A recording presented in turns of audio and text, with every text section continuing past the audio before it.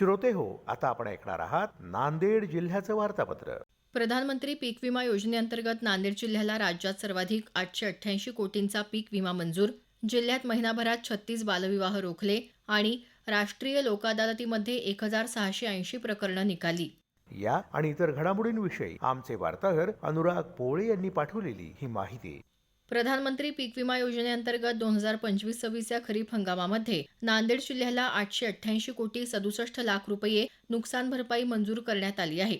जिल्ह्यातली सर्व 93 महसूल मंडळं विम्यासाठी पात्र ठरली आहेत.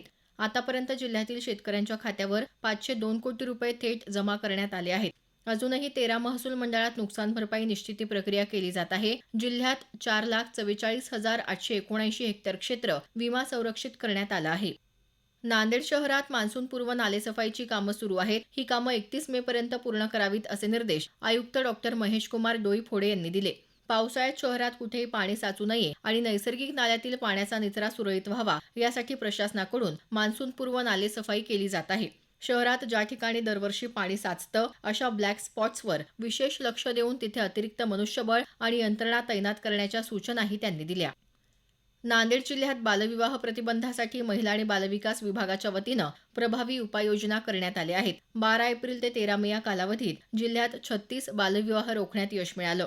जिल्ह्यातील विविध भागातून प्राप्त झालेल्या तक्रारीवर तातडीनं कारवाई करत प्रशासनानं हे बालविवाह रोखले. यामध्ये 1098 या राष्ट्रीय आपत्कालीन बाल सुरक्षा हेल्पलाईनची भूमिका महत्त्वपूर्ण ठरली.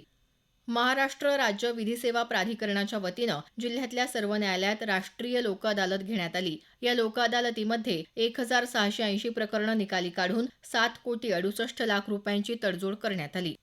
नांदेड आणि यवतमाळ जिल्ह्यातील पाणीटंचाईग्रस्त गावांना दिलासा देण्यासाठी जिल्हाधिकारी राहुल कर्डिले यांच्या आदेशानुसार इसापूर धरणातून 3 दशलक्ष घनमीटर पाणी सोडण्यात आलं. 11 मे अखेरपर्यंत 12 दशलक्ष घनमीटरपैकी 6.81 दशलक्ष घनमीटर पाणी नाल्याद्वारे प्रवाहित करण्यात आलं असल्याची माहिती सिंचन विभागाकडून देण्यात आली. नागरिकांनी पाण्याचा जपून वापर करण्याचं आवाहनही करण्यात आलं. जिल्ह्यातील नोंदणी आणि मुद्रांक विभागानं 2025-26 या आर्थिक वर्षात तब्बल 65,674 दस्तांची नोंदणी केली आहे.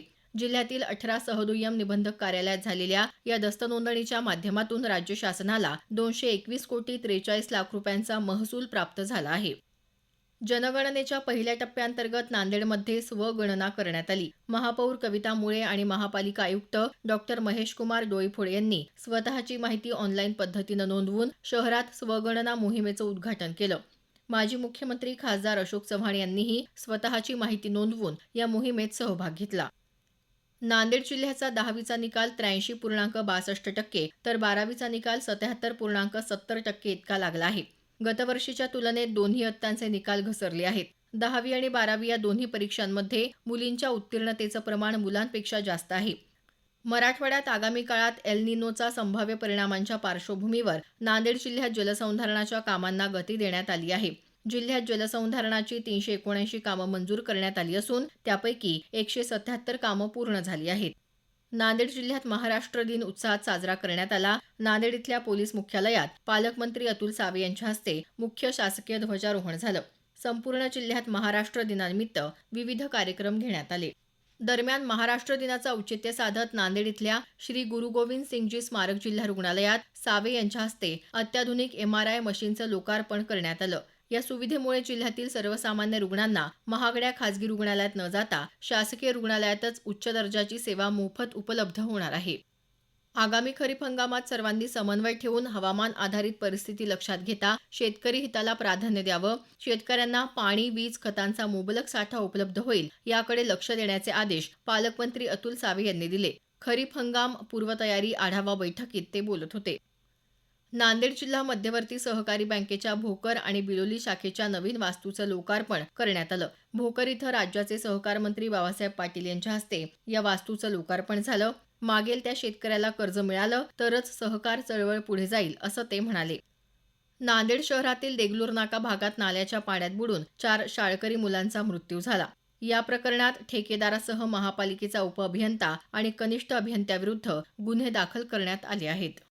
नांदेड जिल्ह्याचं वार्तापत्र आताच आपण ऐकलं. या वार्तापत्राचे लेखक होते अनुराग पोवळे. जिल्हा वार्तापत्राचा हा कार्यक्रम आकाशवाणी छत्रपती संभाजीनगर केंद्राच्या प्रादेशिक वृत्त विभागानं सादर केला.